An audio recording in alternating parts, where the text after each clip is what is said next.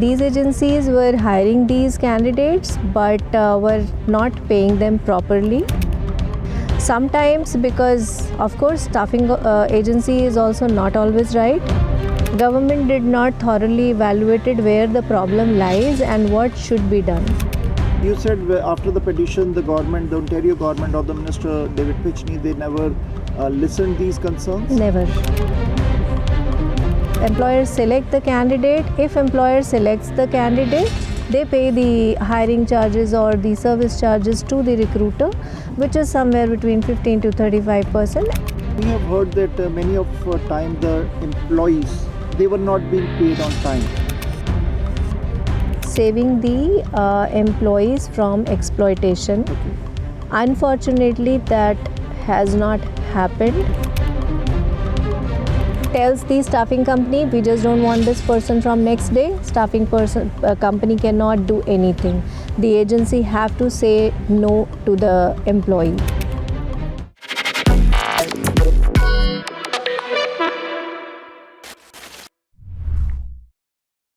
In year 2024, Ontario government brought a new bill which is called Recruiter Licensing Law. That is a law now in Ontario. So what is this law?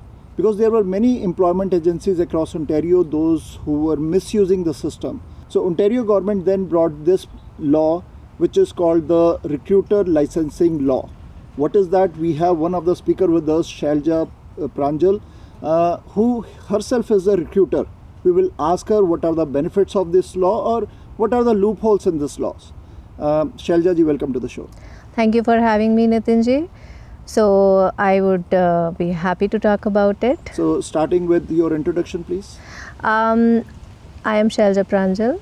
I have been a recruiter for very long.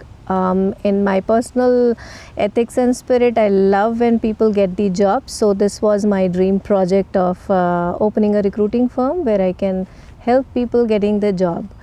I set up an incorporation with that dream, and the moment I was about to raise my first invoice, this law came. I couldn't afford it and I had to shut it down in the beginning. So Shailja ji, there were many loopholes in the employment agencies because what happened that employment agencies used to hire the people, workforce, and many of the times they were not paying to their employees. They were paying cash. They were just taking out the big chunk out of employer-employee relationship. The recruiters were in between, but they were misusing the system. That's the reason the government brought the law.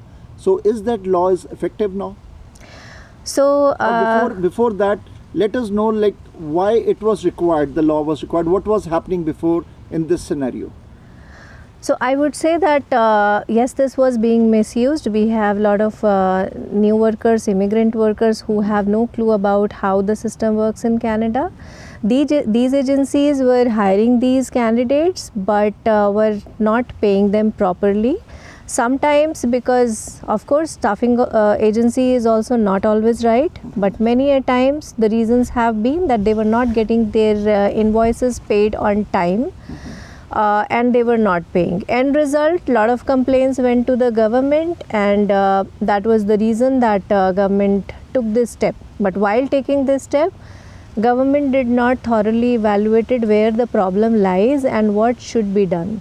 So this is a blanket policy which is covering a lot of recruiters as well as staffing agencies. I would say recruiters have nothing to do in this. Recruiters are the people who only forward the candidature to the employers. Employers select the candidate. If employer selects the candidate, they pay the hiring charges or the service charges to the recruiter, which is somewhere between 15 to 35%, and that's all. There are other clauses in the agreement that if the candidate leaves, then recruiting agency gives the replacement free of cost. So these are other things which have nothing to do with these kind of issues. This issue was really hitting in the staffing area, staffing firm. What is staffing firm? So when a person joins an employer and the staffing firm forwards that candidate to the employer, but employer selects the candidate, but they are getting paid by the staffing firm. So Yes. how staffing firm does it? Staffing firm takes the attendance of the employee, gets the approval of attendance from the employer, and whatever working hours are there, staffing firm pays the salary to the candidate directly from their side. Yes. Employers, and then on the other hand, whatever they pay to the employee, other costs, including rest everything, all the costs, staffing agency raises the invoice to the employer. Employer has to pay them the money. So this is a kind of money rotation which has to happen timely. So is there any time frame that employer has to pay within 35 days to the staffing agency so that staffing agency can pay to the employee? Mostly the agreement have these terms mutually agreed, which is somewhere between 30 to 45 days. But it's not always which happens. Two things usually happen. One, employers, there are some very big employers, they have 10-15 people in their finance department only. So the approval process takes so long that the staffing agency gets that money after 3 months, 4 months also. Okay. Another thing is sometimes there is a miscommunication gap. Employer does not approve the working hours of the employee. Staffing firm back and forth, keeps on dealing with the issue that and try to prove that how many hours the employee worked is something which has to be paid. If employer doesn't approve that, they deduct the money and pay rest of the invoice. So at the end, staffing firm paid the candidate, but haven't got full money from the employer. If this keeps on happening on regular basis, the staffing firm exhausts with their buffer money. So we have heard that many of time the employees, they were not being paid on time either by the staffing agencies or by the employer, because the issue here in Ontario or Canada is many times the employer, when they hire the employee directly, and what has happened, example, a receptionist in the office, who is working Monday to Friday, 5 days a week, 9 to 5 job, means full time.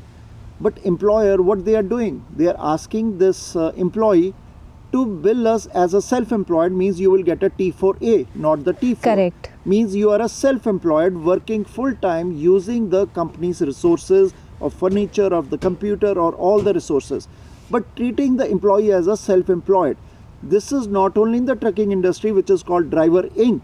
This is across the private small businesses, many of them they do a payroll, they give full benefits, but much of the people they shortcut this thing, they save the taxes.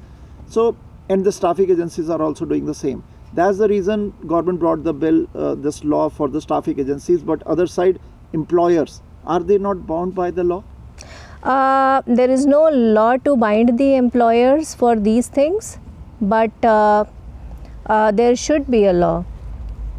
Employers usually take it very easy. There are laws that we have to pay the salary on time. If we delay that, there are compliances, but not all the employers do that. So there should be a law which should bind the employers on these kind of issues, which is nowhere there. Okay, now tell us about this law. So what are the things which needs to be fixed? Did you ever approach to Minister of Labour, David Picheny, or any other minister in this regard? Frankly speaking, this was like a dream shattered, and I lost all the hopes that 2,000 recruiters, small business recruiters or aspirants filed the petition through change.org, and there was no outcome. So I kind of lost hope, so I did not take any step. Okay, so what do you think, what needs to be changed in this law? First thing is that recruiters have nothing to do with this. This should completely be removed from the recruiting part. If you are only providing the candidates to the employer, and employers are selecting them and hiring them directly, there is nothing which needed to be done with the recruiters. This policy has nothing to do with them. Now let's move to the staffing firm. Of course, this policy is something which should be there, but along with 25,000 irrevocable line of credit for the staffing company, there should be similar kind of amount or maybe more equally for the employer. So every agreement which happens between an employer and a staffing agency should have two security deposit, one for the employer and second for the staffing agency, so that if staffing agency does not get their invoices paid on time and or properly compensated with the interest, then staffing agency can file a complaint or suit to the ministry. That irrevocable line of credit which employer provides, that can be the source to compensate staffing agency for these kind of money gaps or invoice delays. Okay. So you said after the petition, the government, the Ontario government or the Minister David Pitchney, they never listened these concerns? Never. So they must be aware of these concerns. If you reach out to them, they might hear this, like these are the concerns, if it can be addressed properly.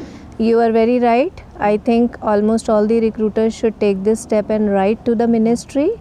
I am not sure how much it will be effective, because I see that employers are big giants mostly in this.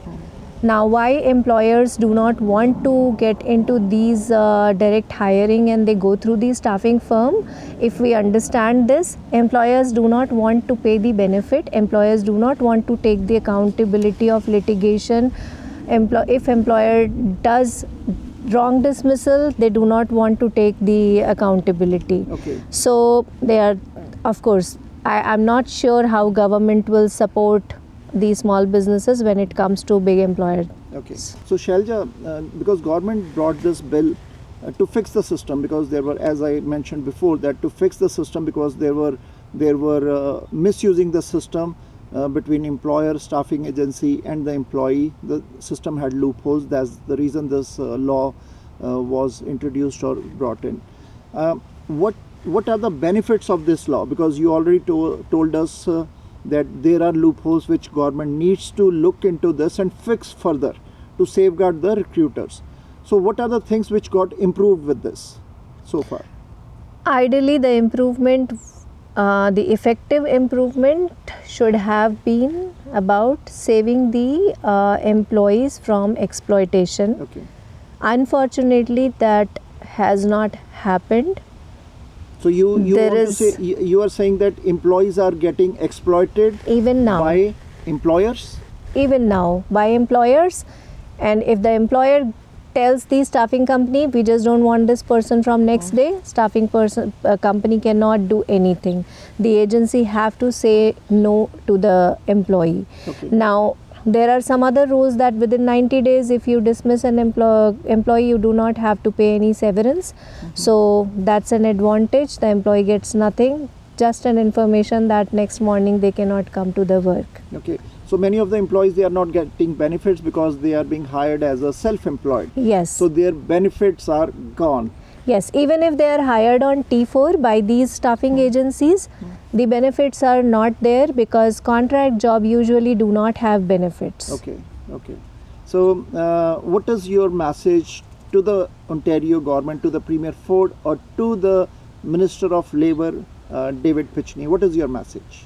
So I would like to make a request that review the policy, revisit the policy, make a detailed policy. One size does not fit all. This is a similar kind of situation. For the economy, for the economic growth of the country, it is very important that we need to remove these kind of barriers as much as possible. Right now, the situations between US, Canada and the world, we just have to focus on the economic growth of Canada. So if they can revisit the policy. So how much is the fees for the recruiter, yearly fees or any renewal fees? Yes, 750 is the licensing fees initially, which I feel may be okay because government want to review and document each and every business. That may be fair, that sounds may be fair, but when it comes to renewal every year, I do not see any logic in that renewal fees every year. What is the renewal fee? 750 every year, even if you're not earning.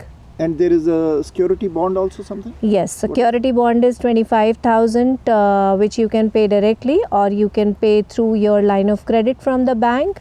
But there is a catch. There is a list of insurance agency listed by the government. You have to go to the insurance agency. They will give the document based on your security deposit, and then you go. So the situation is so complicated.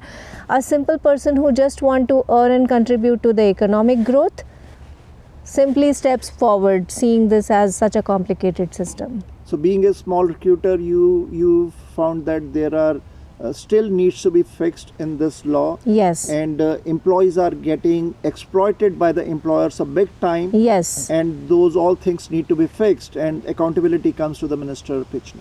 Absolutely. Okay. Thank you, Shalvi. Thank you.